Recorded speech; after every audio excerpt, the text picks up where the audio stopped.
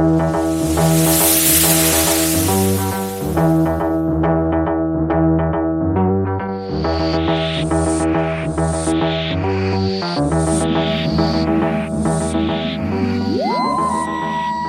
to the Doctor Who 1960s retrospective, exploring episodes from 1965 to 1967. Sit back on a journey of the past, fasten your seatbelts as we visit the past and adventures in the classic BBC long-running science fiction series of Doctor Who.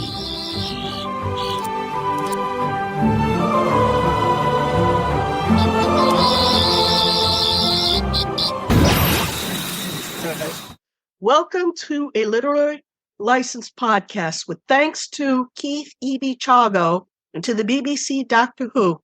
My name is Ramona Snitcher and I will be your host for this presentation. Please welcome our respective guest, Ian Brittan Hull, who will share with us a bit about being Mr. Tom Baker's double on Doctor Who. Yes, indeed. Hello, everyone. It's lovely to it's lovely to be here with you all.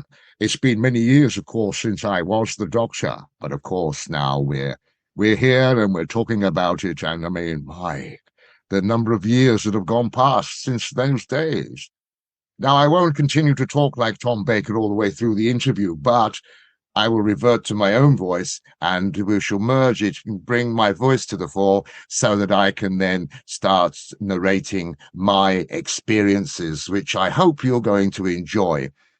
Now, in all true Doctor Who fashion, I'm now going to take you on a fascinating adventure. And this is something that I'm sure many of you would wish would happen to you. And I was lucky enough for it to happen to me, because when I was a young Doctor Who fan, not only was I a fan like all the rest of us, watching the program avidly, collecting the memorabilia, but something happened to me that shot me into the world, and I became the alternate fourth Doctor for the BBC. Now, so we'll go right back to the very beginning, when I just said I was a Doctor Who fan. And in England in those days, well, I think they still do, they had the Doctor Who. Yes, Ramona would like to ask a question. Right. So can you give us a little bit of backstory of what you did before and while becoming the double for Mr. Baker, Doctor Who? Yeah. Indeed. So that I'm going to explain all that and tell you all that detail now. So young Ian Brittan Hull went off to London. It was one of the first Doctor Who conventions. It wasn't the first one, but it was one of the first ones. And I went to London to this Doctor Who convention, and I had on my scarf, my coat, and everything else, you see. And of course, in those days, my hair was curly and dark and everything else. And I was talking to a chap who was selling Target books, the Target novelizations of the stories. I was talking to this chap in an empty room. There was no one else about. Anyway, he was fascinated by what I was talking about. Anyway, I said, well, I'm off. I'm going to go and see some other exhibits and chat to some people, whatever. And so I went out of the room. And as I got to the doors opened, and about 6 blokes all came in with cameras around their neck, you see, and passed me and went to speak to this chap. Anyway, this chap suddenly called me back and he said, Ian, could you come back a minute, please? I said, yeah. He said, these gentlemen are from the National Press and they would like to take some pictures. Well, I'd like to have them take some pictures with you, with Tom Baker when he comes. It turns out this chap was Tom Baker's publicity agent and he wanted me to be in the newspapers with Tom, you see. Well, of course, as you can imagine, wow, I'm going to be in the newspapers with Tom Baker. It's fantastic for a Doctor Who fan. And before Tom arrived, they said, would you come down and have some other pictures? We would like you to have some other pictures downstairs before Tom arrives. I said, yeah, sure. So we get in a lift and it's all very quiet. And we went down, these 6 gentlemen and myself, and the door of the lift opened and the foyer was packed. And it was like paparazzi. Anyway, so we went out into the foyer And there was a chap there called Matt Irvin. Now, Matt was the guy that used to control K9, and he used to do other special effects on Doctor Who as well. And they said, we want you to do some pictures with K9. So I said, affirmative. And so I went across to the dog, and they said, well, he crouched down and look into his eyes, you see, but his head was down. So I just put my hand under his chin and went and lifted his head up. And there was this crunch of gears, you see. So Matt Irvin said, Ian, you do realize that that dog is worth about £5,000. Anyway, as it was a joke. There was nothing wrong, no harm done. And I then had my pictures taken with K9. And then Tom Julie arrived. And yeah, it was, just as it was. Tom's talking to people. I'm talking to people. Another interesting thing, another one person that was at the photo shoot, not in the photos, but I got to say hello and a few words with, was Heather Hartnell, William Hartnell's wife, which was rather nice. Anyway, so subsequently, all the press are taking the pictures of Tom and myself, and we're interacting with each other and so on and so forth. And of course, the reason that they did this photo shoot was because the publicity chap picked up on the fact, the resemblance between me to Tom Baker's Doctor Who. So, of course, following that, I'm a few days later, I'm in all the English national newspapers, my picture with Tom Baker and so on and so forth, and it was great. And then, by chance, I had a chat with somebody from a company called BBC Enterprises. BBC Enterprises is now BBC Worldwide, but it was called BBC Enterprises then. And BBC Enterprises was a chap called Lorne Martin, who used to be in charge of that. And he, by chance, they said they had several Doctor Who exhibitions at the time. They had one at Blackpool, they had one at Longleat, and they were doing a lot of promotion for not just the exhibitions, but obviously for the program too, right across the country. So somebody came up with this idea. Wouldn't it be great if we got Ian to be the Doctor for these publicity places? So the exhibitions and any other, those two exhibitions, by the way, the Blackpool one and the Longleat one were, I'm sure you all know, were permanent. They were permanent exhibitions, but one's popped up temporary all over the place. So I found myself going from one place to the other, initially being the Doctor, meeting the public. And of course, that's where I learned to do the voice. And I even, don't tell anyone, don't tell Tom, but I even learned to forge his signature. Oh, and the reason for that was because obviously there was we never said that I am Tom Baker. We said the Doctor. But within that, there's a couple of little anecdotes that I'll share with you on that side of it. One, I remember, I think I was at one of these places, I can't remember where, Blackpool maybe, and a coachload of handicapped young people turned up. Were coming to visit, you see. So me being me, I thought, and somebody said there's a coachload of these disabled young people coming to see the exhibition. So I thought, right, I'll go and meet them, So I went outside and I was swarmed by them. And it was so nice because they were cuddling me and holding me, and and the fact was they did think I was the Doctor, the Tom Baker Doctor. And you suddenly goes through your mind, what do I do? Do I say, no, I'm not, and disappoint them? Or do I let them believe their fantasy? Well, Doctor Who's about believing in fantasy, isn't it? Now, I never said that I'm Tom Baker, but they called me Mr. Baker. And they said, can I have your autograph? One of them said. So, of course, I signed the autograph, cordially yours, Tom Baker, because I felt it was important to keep that person's dream. I was a dream maker. I wasn't a dream destroyer. And so for that reason, that's why on those sort of occasions, I would do it. I didn't do it, constantly. It was silly, but I mean, obviously there were some people that knew that I wasn't him, obviously. But in those moments, a young child or such like. So I started so that's where I started doing a lot of this stuff, being the Doctor. And then it started to get bigger. Now, As you probably might gather, I'm an actor and I've gone on and done a lot of other things. But I've always had this idea for being big. I'm never a small person. I've got to make things big. So I said, well, look, this is all great. And we've got, with BBC, look, you've got costumes standing on mannequins behind screens, and you've got a couple of Daleks running around on a electronic track. I said, why don't we increase this? Why don't we get people to put some of these costumes on? And they said, well, who are we going to get? We've got to pay people. I said, no, we don't. I said, what? I said, why don't we use Doctor Who fans? They'd love it. Love it. so every so often, especially weekends, there'd be lots of Doctor Who fans flocking to these events. And I'd go up to them and I'd say, hello, would you like to be a Cyberman? And of course they say, yeah. So we get them in the back, shove them in a Cyberman costume or a Zygon or whatever costume it was. And then of course they'd all go walking around too. Now it's funny, actually, because a picture emerged on Facebook just recently I saw of a Cyberman smoking a cigarette. And that was one of our lot. That was one of ours. That was, I don't know, I couldn't tell you who is in the Cyberman, but I do remember the guy distinctly, because I remember him saying, I want to stay in here for another hour, but I'm desperate for fight. So we poked the cigarette through the little slot in the mask. So that's where that photograph has come from. It's quite funny to see that.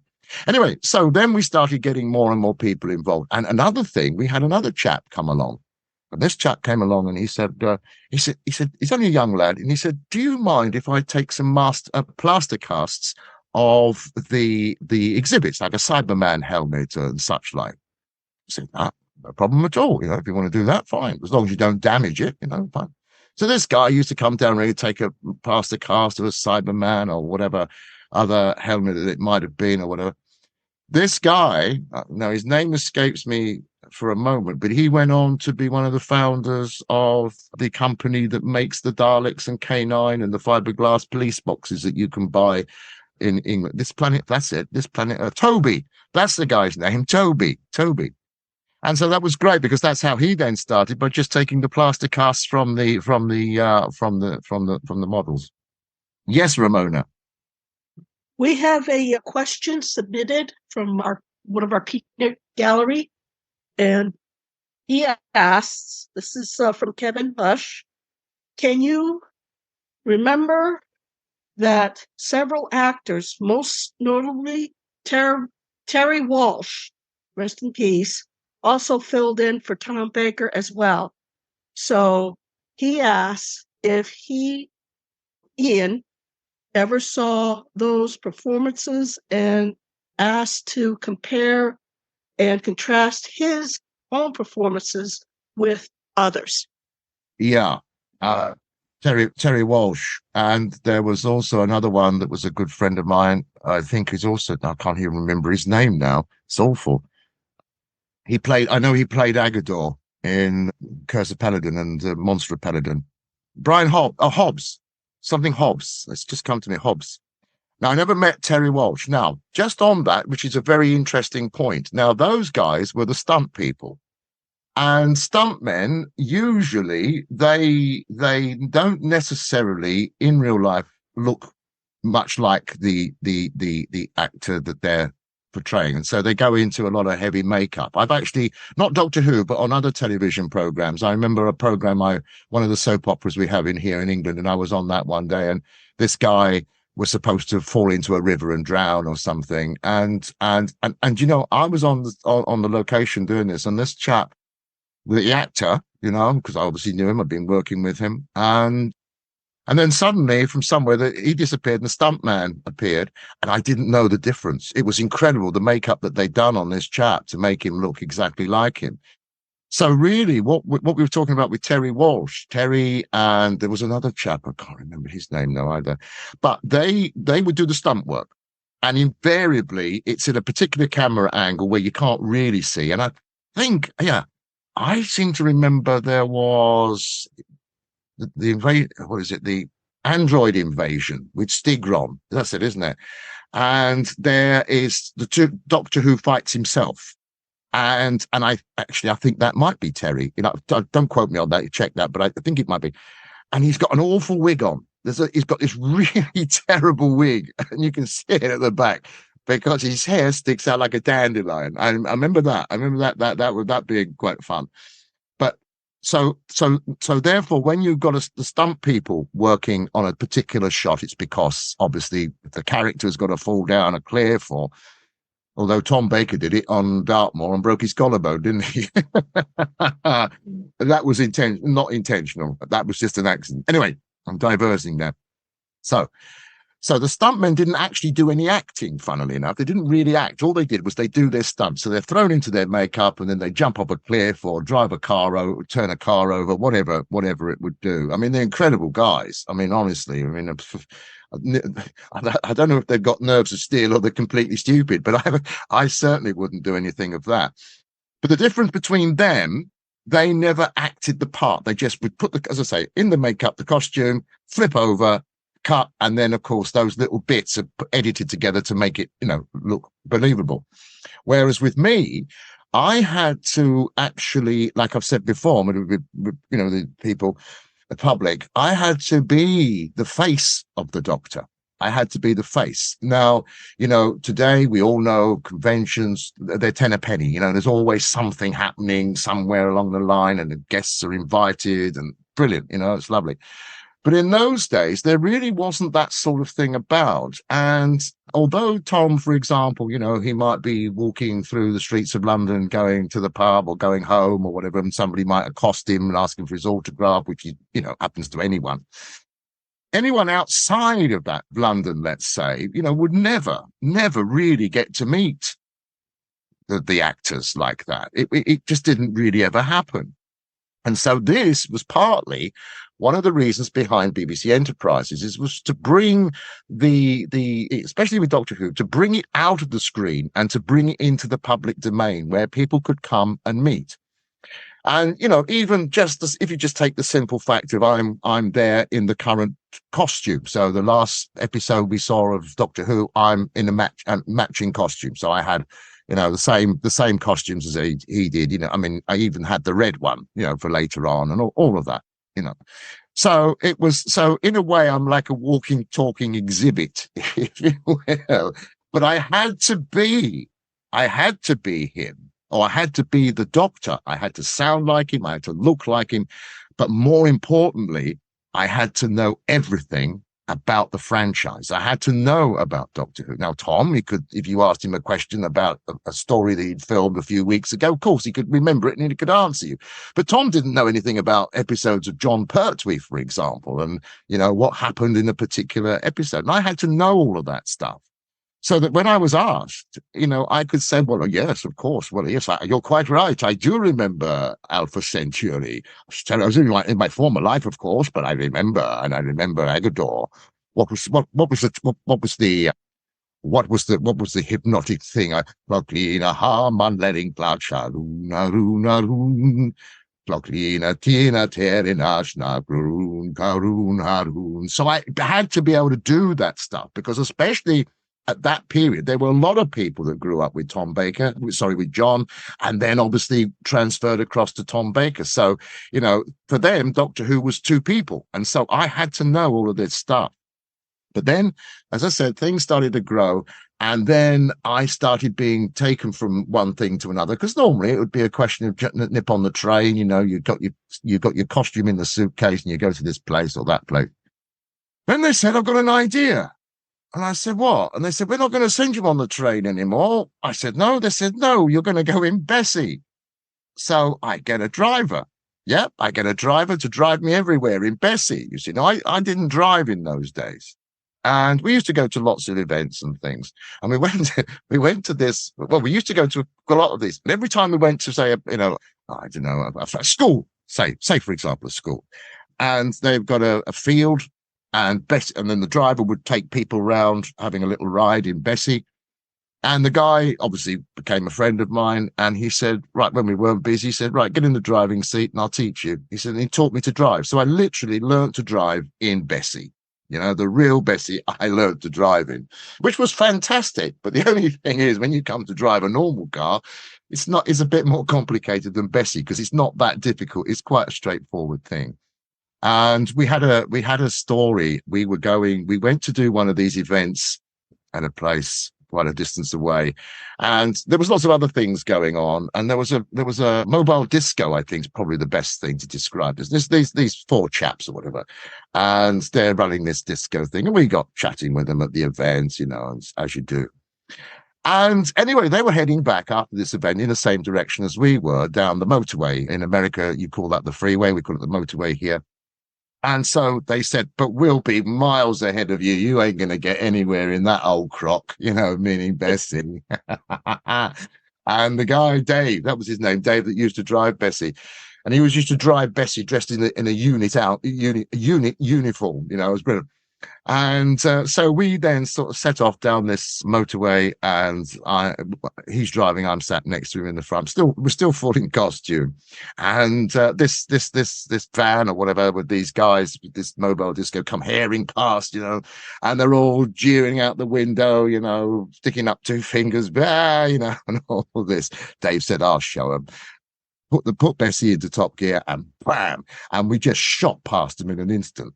And the reason for that, and I'm sure many of you know, is that Bessie was really what they call a kit car. The actual body, the chassis and the engine were from an old Ford Popular. In fact, later, the engine was changed into a Ford Escort. That's why you suddenly see the elongated bonnet. With John Pertwee, it was quite short, but then it's longer later on, especially when Tom had it. It's because they put a Ford Escort engine into it instead, and it had a lot more power. And we had it in that period when it had with the new engine. And because it was only made of fiberglass, the body was made of fiberglass. It was so light, very, very light for a car. So, you only had to just put your foot on the throttle a little bit, and the car would just wham, brilliant, And that was great because it gave these guys a bit of a shock to see this old car suddenly whizzing past at about 80 miles an hour. Yes, Ramona. Yes, we've touched on some of the good times. Now, with your permission, we could touch on some of the bad times, or maybe just one of the projects that you started a couple of years ago, but you put on the back burner. Yeah. I mean, there have been. I mean, the thing is, I think we've got to say. I mean, I'll just say this quickly. I mean, I then went on and I did a lot of stuff backstage as well. It wasn't just about being out there, being driven around in Bessie dressed as Tom Baker. I mean, in later years, I then started I was actually in several films and television programs, not Doctor Who, but as Tom Baker's doctor. There's one in England called Kingdom. I don't know if you get it in across there in America, but it's I'm sure you've heard of Stephen Fry. It's with him, and so I'm in that. And I did another one, very weird film called Piss Boy, funny enough. And I'm the doctor in that. And of course, there's a lot of crossover. There's a lot of crossover. So you might be working with an actor on one project, and then you're working with that same actor on another project, but you don't know that. So the other things, and talking about sort of, if we'd like to call it, I call it probably the more, I won't even say darker side. I would say probably more of the serious aspect of what I did, because I get this, not so much now, but I have had, people want to try and wheedle out of me. And I tell you who's good at this, the press. They try to wheedle out of you the dirt, What was he really like, Is he really a drunken old so-and-so, Well, you've got to remember, people are not two-dimensional. Everybody, you could have your best friend, and one day your best friend might snap at you, and why did you snap at me like that? I'm sorry, mate. I'm having a bad day. I'm having a bad day. Now, I'd like to, if I may, just give you a few examples about the relationship with me and Tom to demonstrate that. There was a time, again, early on, and he came in and he was in a bit of a strop, and he was a bit short with me. He was snapping. See. So, of course, in those moments, just keep out of the way. And I didn't really take it seriously because, at the end of the day, people do have bad days and that's the end of it. But in the contrast, when he finished, when Tom Baker finished Doctor Who and he went to, I can't remember if it was the first thing he did after leaving Doctor Who, but certainly it was pretty near. He played Long John Silver in Treasure Island in a theatre in London, which I went to see. And I was doing other things then, and I went to see him backstage and he was so warm and welcoming to me, and he said, "Oh, Ian, it's lovely to see you." He said, "It's lovely to see you doing other things as well." He said, "It's really great," and it was so genuine, it was so genuine. And that really demonstrated that what I think sometimes people don't necessarily, unless you actually know this business, sometimes it can be bloody stressful. It really can, you're pulling your bloody hair out over certain things. And of course you get sucked into that situation. Yes, Ramona. Yeah, I saw a taste of it with your dialogue between certain factions over the one film that you were attempting to do, and a lot of people gave you flack for it, and that was The Letter.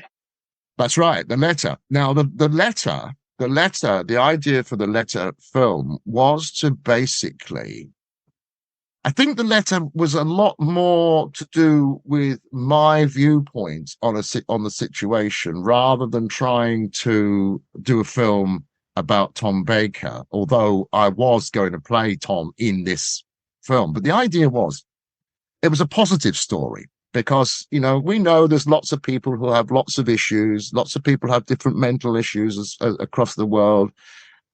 And I wanted to make something that made a positivity. And the idea of, again, this is where the similarity lies, again, with my story is, I told you about how I was chatting to Tom Baker's publicity agent, and suddenly I'm in the press, and suddenly I'm then working for BBC Enterprises. I'm the Doctor. I was just a Doctor Who fan, and suddenly I am the Doctor. Wow, what a thing. And it's the same with Tom, because he, as we all know, he was out of work, working on a building site. He sends a letter into Sutton. Can't remember his name. Sean Sutton, was it? I can't remember. Funny enough, I actually worked with his son some years later. Anyway, I'm going off the point there. And then, of course, he sends this letter just off spec because he's got nothing. He's not working, and all this. And of course, it just happened to hit that right moment. And then one thing led to another, which, of course, led to him getting the part. And so my point was, don't ever despair because of your situation. You never quite know what's round the corner. Don't ever give up hope because you never know what's round that next corner. Now, that was the idea. That was why I wanted to call it The Letter, because the letter was something that gave somebody who was in a bad place an opportunity. And that, for me, was what it was all about. And then, of course, we would then put the story through. The actual storyline was going to be that it was Tom reminiscing. He's sitting in the car being taken to Cardiff to recall the 50th anniversary where he plays the creator. That was it. And he's sitting in the back of this car going to BBC in Wales to film this curator part for the 50th anniversary special. And as he's driving along, he's going back he's thinking about, I'm going back to Doctor Who again after all these years. And so that would trigger memories of his past. And so then we would have things that would happen, basically exploring his memories. And also, one of the things, I did get a lot of flack. There was a lot of flack, but there was one or two that were really quite nasty, hacking the Facebook account and being very insulting.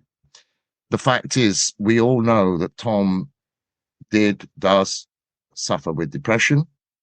And again, I wanted to highlight that to say, look, however dark the hour might be, the sun will always rise at the end of the day. So in the context, you would see the young Tom Baker, when he was out of work, really going through a mental aberration. And then, of course, that's where he wrote the letter, and then sent it off. And to be fair, I, not so much now, but I used to also have I used to suffer with depression a lot in my younger days. So I was fully aware and sympathetic about how horrible that situation was. And so really and truly, as I said, the letter the idea was to be a positive thing, a positive message to say, here's somebody you all know. But there are things within this story that we're all familiar with. We're all familiar with those periods when we haven't got anything and we're at a low ebb, and we may suffer with mental problems too. And it's a real nightmare. But there is a way forward, and you can get out of this. And this is through this person. This is what happened to this person. If it can happen to this person, it can equally happen to you. And I think a lot of people took that out of the context and picked up on just simple, how dare you say that Tom Baker suffered with depression? Well, and they took umbrage because they felt it was putting, and the thing is, and again, this is something that happens a lot in our industry, is that you see a character that you like in a film or television program, or you become a bit of a fan of, and then they base something. This is not all, but there are some people that then think that person that they see on the screen, that character is that person, and it is special to them, and nothing can ever go to change that. Even if the actor playing that character stood up one day and said, well, actually, I'm not really like that, they would not be able to take that, and they would be, and it's a bit scary. It's a bit scary, on the whole. Fans of Doctor Who or other fans of franchises that I've been associated with have been wonderful. It's great. It's great fun. Everybody appreciates it what it is, but you just get that one or two that are, I think, sometimes a little bit on the edge, and it's a shame. And to be honest with you, with the letter film, it got to the point where I just thought, to be honest, I wasn't going through a very good time myself at that time either. And I said, look, I don't think I can do with all this. I don't think I can do with this. I said, I'm going to just shelve it now.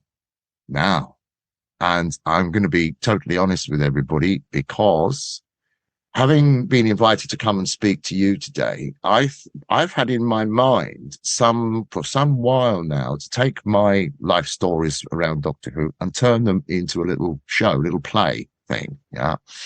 And we are now thinking about really, really going to go with that. And we will also incorporate some of that idea that the letter had. I'm not going to make the letter film. I'm not going to do it now, because time has moved on. It's not right. It's a different era. Things are different. But I'm going to bring in that positive note about the letter and the opportunities. I'm going to bring all that, because a lot of that applies to me as well. Question. Yeah. Let's see. Would you like to share some of what you are currently working on besides after Doctor Who? Your panto pilots? Yeah. Well, the thing is, right? I not only am an actor now, well, I always have been an actor. I've been an actor since I was about 10, I think. Anyway, no, the thing is, in recent years, or about, I don't know, 10 years ago, I think, something like that, my wife, Annie, and we decided to set up our own theatre company so that we could produce plays, for things that we wanted to perform, really. I suppose I had done this throughout my career, occasionally gone in and directed a show for a company or whatever. And so we set up AMA Theatre. And within that, the great thing is, again, it's this passion that I've got, which I strongly believe came through my time being Doctor Who in the public eye. In as much as that I was lucky, and I'd been given an opportunity where I had enormous fun and I got paid for it. Imagine, you are the Time Lord, you are the Doctor. I'm actually in the TARDIS. I'm at the console, we had all these sets built. The TARDIS was there. People would come and see me working the control console, and then the time rotor going up and down, and so many things like that. I won't go on to it now, but we had an adventure where we used to get people come into the TARDIS. We'd take off, and when we tell them that they've landed in an alternative reality, so that when they stepped out of the police box again, there's aliens everywhere, Daleks running around, Cybermen, all sorts of, it just created this this wonderful world that people, especially younger people, could really get involved with. And that's what we wanted to do with AMA. And so we've done a lot of things. But the one thing that I will say, and I'm going to quote William Hartnell. William Hartnell said, if he lived to be 90, a little of the magic of Doctor Who would stay with him. And that is true with me. There is that grain of element about Doctor Who. So, yes, to answer your question, we have gone on, and I do, with Christmas time in England, we have a tradition called pantomime. It's really, I know sometimes people can't quite get their head around what pantomime is. Well, I'll put it simply for you. It is where at Christmas, everybody lets their hair down and relaxes. And it's basically the theatrical equivalent of everybody saying, let's do it all different. All through the year, we play, all the women play the females and all the men play the males, and it's all can be quite serious. Or taking the pantomime turns it on its head, and we say, let's just have some fun. So you take a simple story like a nursery rhyme story or a fairy story, Aladdin or Jack and the Beanstalk, and you then swap all the parts over. So all the boys are played by girls, and all the women are played by men.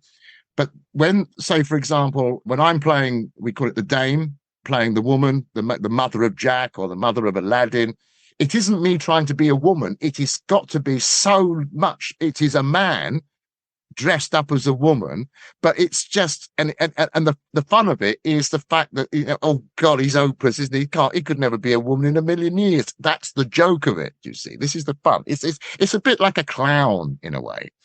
So we've done a lot of that. We take a lot of those sort of pantomimes out and about because we also toured not just as with the actors, and we also tour the actual theatre. So we can go to a space and build a theatre into that, especially when there's people that live in remote areas. We can go, if they've got a community hall or something, we go in, turn it into a theatre completely. Curtains, blacks, the sceneries, all the lighting, the sound, everything, put it all in. So that's panto. But, and I know you said the word there, and I'm going to come on and talk about the pirates, because the pirates is now this is where there is a connection with Doctor Who. Now, in as much as people might say, well, what the hell has Doctor Who got to do with pirates? And I know there's been the odd Doctor Who story that's involved pirates, but this is it. Goes back to lockdown. We're all locked down. We can't go out. We can't do anything. Anya and I decided, why don't we set up a theatre in our living room at home? So we built a stage, we put scenery in a different place, and we did it through Zoom, like we're talking to you now. But we had it through a professional broadcasting setup as well. So we could have different cameras, cut from one to the other live. And we did these shows live, which was great because we could interact with the audience as well. And we had this idea, what do we do? This wasn't a live one. This was one we did as a recorded one. And we thought, what can we do? We want to make something that's got a feel-good factor about it for when we finally do come out of lockdown. We're all going to be able to live again. And it was that phrase, live again. So we thought, why don't we bring back some pirates from 300 years ago and bring them back tonight? They're going to live again. You see, so we made this piece, and it was a bit of a comedy, bit of a send up of Pirates of the Caribbean in a way, and such like that. But then it got us thinking, and then we thought, well, when we would like to turn this into a proper stage play that we can then take out to theatres, and we did some more research onto the actual pirates because they're real pirates: Anne Bonny, John Rackham, Mary Read, and the one McTavish, he's fictitious. He's based on several people, but it was basically we just needed to have that fourth character so that we could, for the dynamics of the script, if you will. And basically, the story is not about pirates. What's it about then, Ian? Well, what it is, it's about these four people. And the beginning, and in the book, because I've written the book as well, the book's out now as well. Just get that in there. The book is out there as well. And what happens at the very beginning, what it's about, think about where we're at the moment. You know, the state of the world with wars going on, and then we had the pandemic and all of that.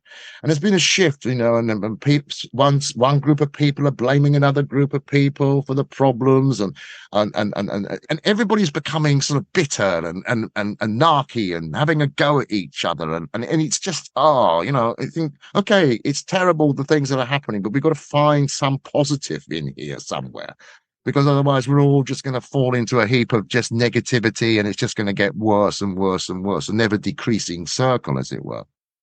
So we decided, if we bring these pirates back, and what we did, it starts off, this is very Doctor Who, this is. So you've got this storm at night at the sea, and out of the storm, at the mist, this pirate ship suddenly emerges. And on board are these we call them ghouls, but they look like decayed corpses, if you will.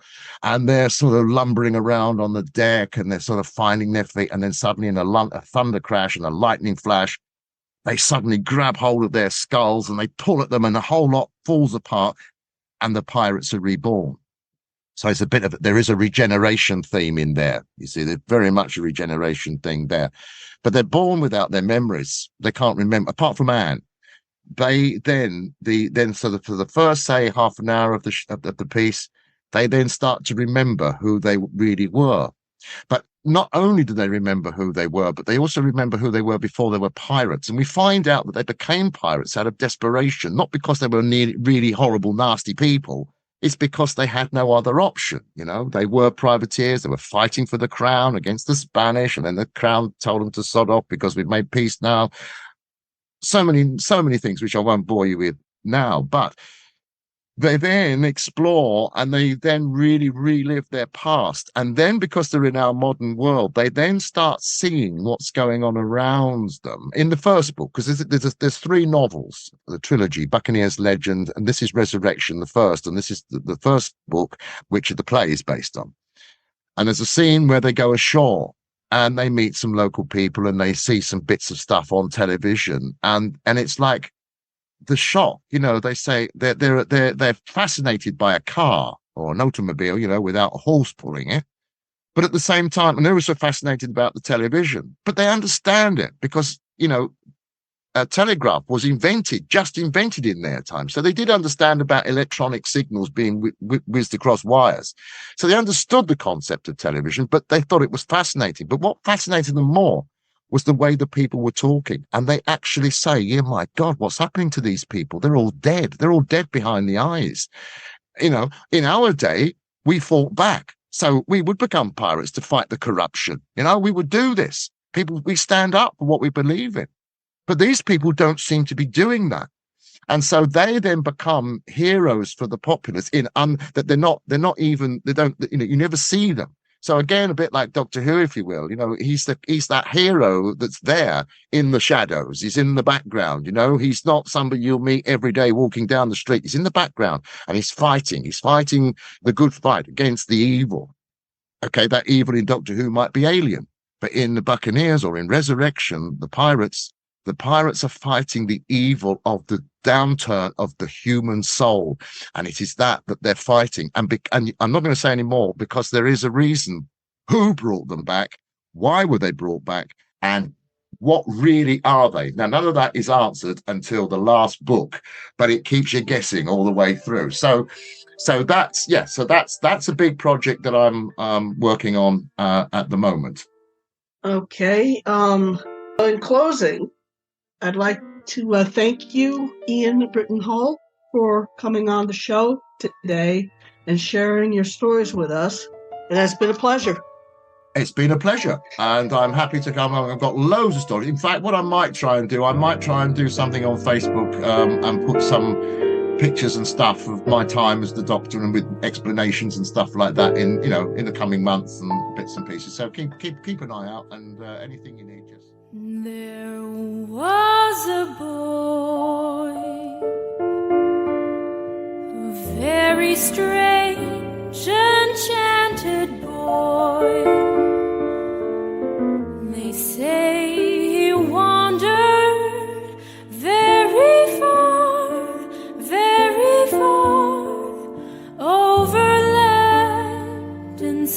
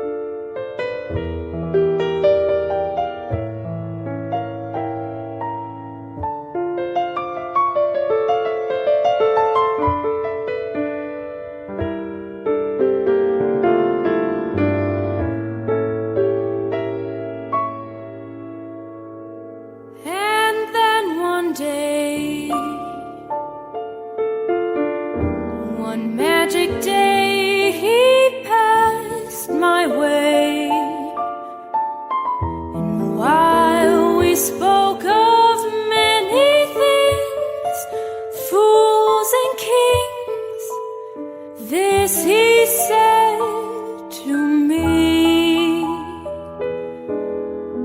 the greatest thing you'll ever learn is just to love and be loved in return.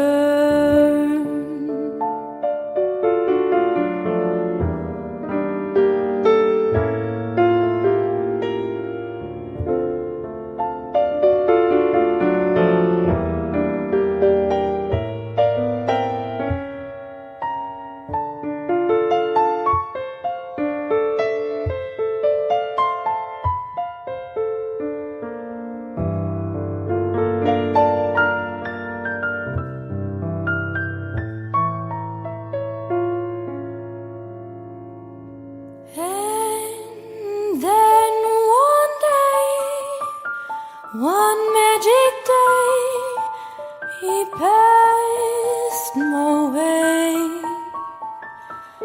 And while we spoke of many things, fools and kings, this he said to me: